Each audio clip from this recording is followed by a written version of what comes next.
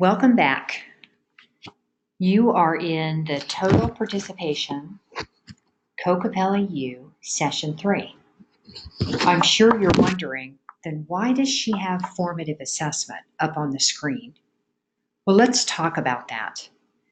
Used consistently, student engagement strategies, total participation techniques can function as a formative assessment by affecting learning through providing teachers with ongoing data about what students understand and what they need.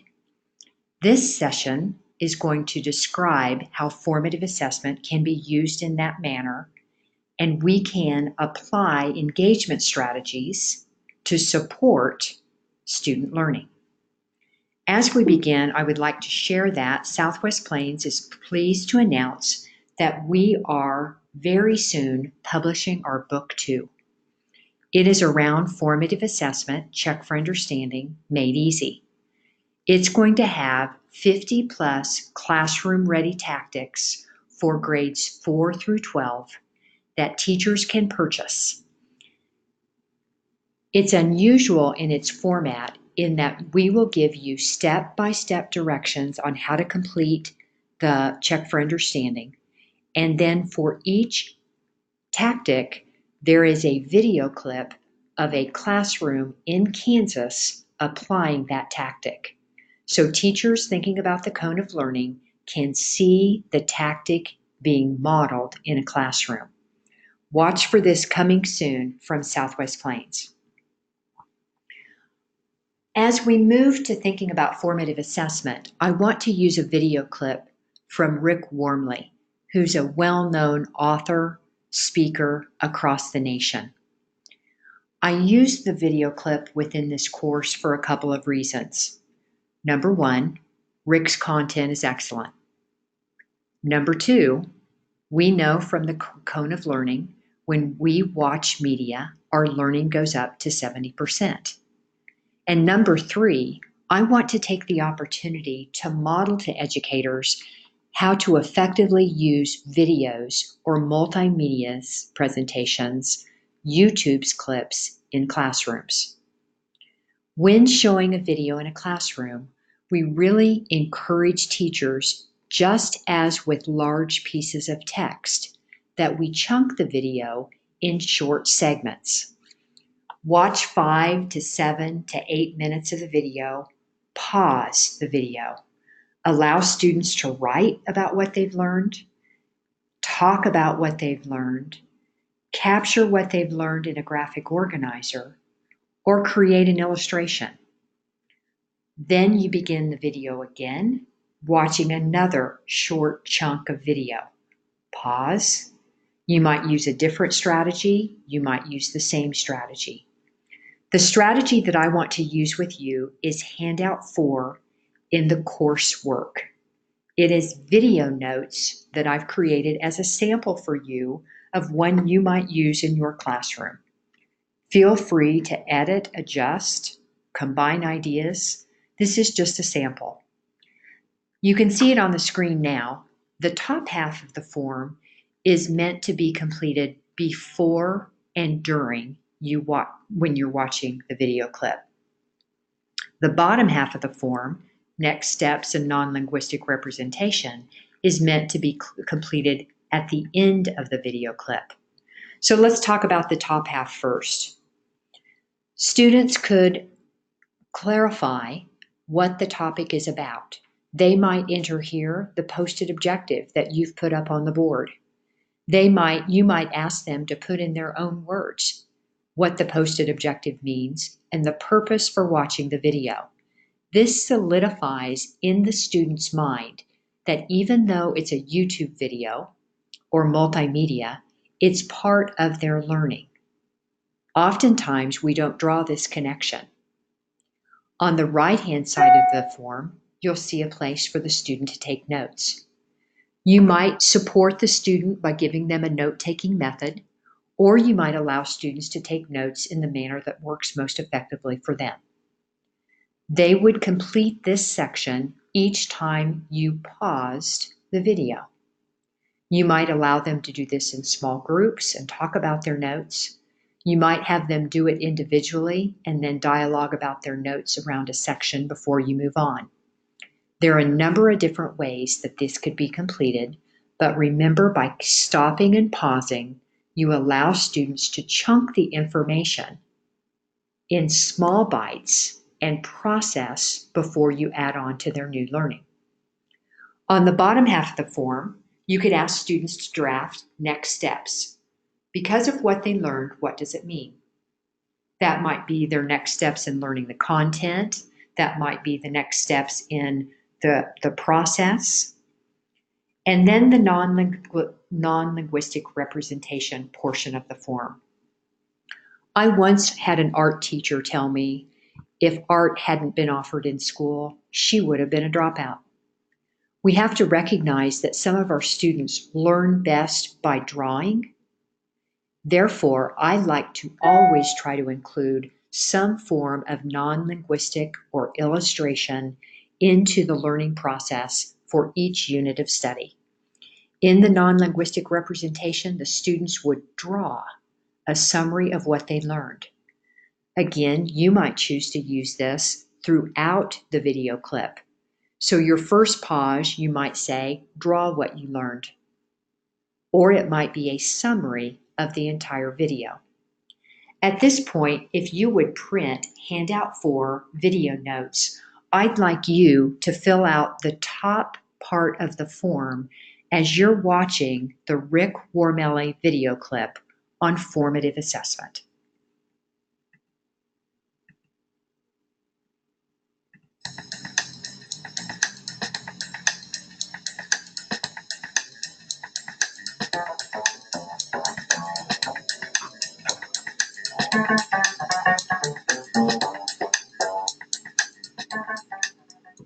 One of the things that comes up when you get into a differentiated class, let alone one that's standards-based, is you have to begin to weigh formative versus summative assessment. Now, summative assessment is actually anticlimactic. It really refers to post-learning, after all is said and done. So it's a final declaration. Usually there's not a lot of capacity to go back and revise one's efforts and be assessed and accredited anew. But one thing that teachers forget is that something that was intended to be summative, child does poorly for whatever reason, you're allowed to make it a formative assessment. Something that was summative now becomes formative. That's actually okay. It's within your prerogative. But what about formative assessment? Well, of the two, teachers tend to spend the majority of their time designing their summative assessments, as if that was the most important aspect. But really, it's formative assessment. That's the most important aspect. It has the greatest impact on student achievement, on feedback to the teacher, everything. The whole enterprise of teaching and learning really boils down to that formative assessment. Can kids learn without grades? Yeah. Can they learn without formative assessment and the feedback that comes from it? Not at all. So we want to emphasize that. In fact, I would suggest that teachers spend at least the same amount of time, if not more, designing formative assessment instead of summative assessment.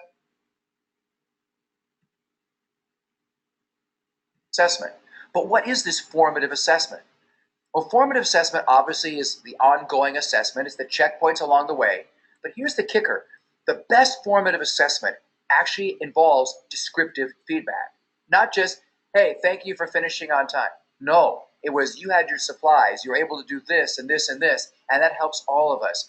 It's kind of like Jim Fay in his Love and Logic books, Point and Describe.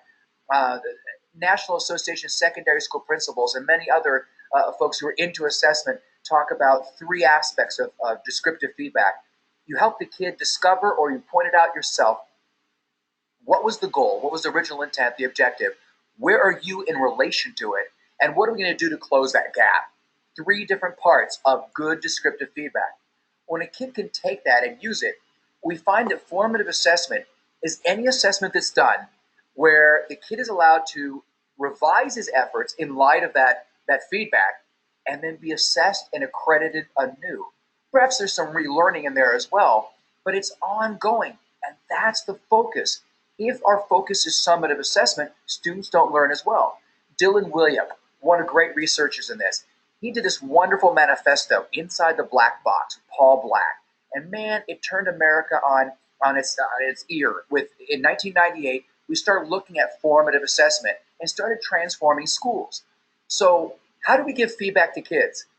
Is there formative assessment in my lesson plans? In great lessons, I should be able to circle the formal formative assessment and feedback going to students. There's also informal, where you observe, maybe get some feedback right there in the spur of the moment. But I should see lots of checks for understanding and kids getting that feedback. In fact, Bob Marzano and many others talk about the effect size, the impact of some decision. And it turns out the effect is much greater if you do an assessment and there's going to be descriptive feedback. If there's no feedback, it turns out the assessment, the tasks, the assignments don't have much instructional value compared to when there's feedback. So in the same planning breath, as I design my assessment, I'm going to design how will students get feedback on this and how will it inform my lessons. In fact, I should be able to walk down a hallway and stop a teacher cold. They don't know I'm coming. They don't know the question's coming. And say, how did formative assessment inform one of your decisions today or this week with a student, a subset of students, or a class? And the teacher should feel very comfortable. I found out this about these students. I decided to do that. That's one of the big pillars of differentiated instruction. And it turns out classrooms where teachers focus on formative assessment, test scores go up if you use that as an indicator. But really, mastery, student achievement, it all goes up. And again, I wonder, what goes unlearned because a teacher didn't get into, didn't understand, didn't apply formative assessment principles?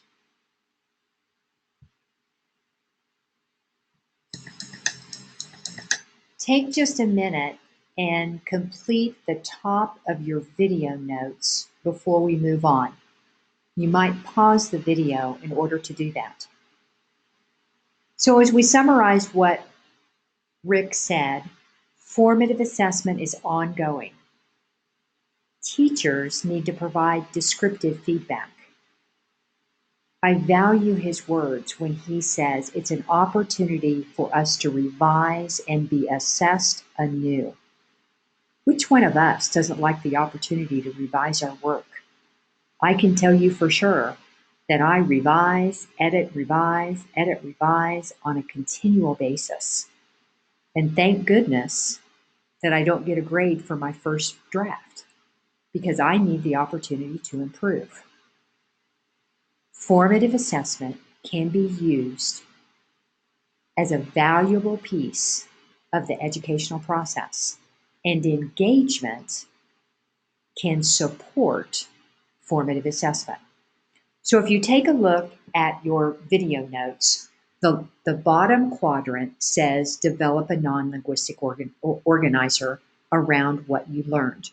I'm going to use that as my example of a formative assessment that a teacher might use now in an engagement process. So you've watched the video, you've taken your notes, and I might then move to an engagement strategy called a lineup. A lineup. In a lineup, you give students a characteristic that has a value. And in that, then, you ask them to line up according to where they believe the value lies. I try to use things when I'm working with teachers that are appropriate for the time of year. So, for example, if I'm doing this professional learning in February, I might say, line up according to how much money you think is spent in the US on Valentine's cards. The answer to that is $18.2 million or $137 per person. At Thanksgiving, I asked them to line up by how much they think is spent on turkeys in the United States on Thanksgiving Day. You would want to use your lineups appropriate to the content and the students that you serve. So in a lineup, how I'm getting back to formative assessment and engagement, I would give the students a way to line up based on value, and then I would put them in groups of 4. I'd ask the groups of 4 then to share their non-linguistic representation with their group, explaining why they drew what they drew. We have talking, we have a visual, we have listening, we are moving, and I've just done a really solid check for understanding. I've really been surprised as we share non-linguistic representation where something someone else drew seems to click on the light bulb for someone. And so they don't remember their own non-linguistic representation, but someone else's. That's an example of how an engagement strategy can be used as part of formative assessment to give students the opportunity for ongoing assessment. Another strategy you might use for formative assessment is called 21.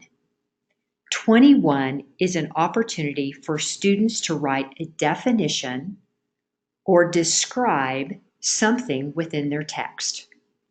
I'm going to use for our example the term cognitive engagement. Cognitive engagement. So the structure works in this way. Every student receives an index card. You ask them to write their best definition of the word or topic you've selected. So in our example, the word is cognitive engagement. So I'd like you to write down your best definition of cognitive engagement. Once students have had an opportunity to write down their best definition, they are going to stand up and switch cards multiple times with multiple students. The reason is when we move to the next step, we don't want any student representing their own description of their word. Once we've messed up the cards and students are not holding their own card, the game of 21 begins. At a signal, students will meet up with one partner. They will share the definitions that they are holding, and then they will debate, dialogue, cuss and discuss, and divide between the two cards 7 points. One card might get 6, the other card might get 1. Another card might get 3.5 and the other get 3.5. The point is that the two learners have to talk. They have to debate, which is a higher cognition. That's a higher level of Bloom's. This process occurs 3 times, hence the name of the structure, 21, because 21 is the maximum number of points that any card or definition could receive.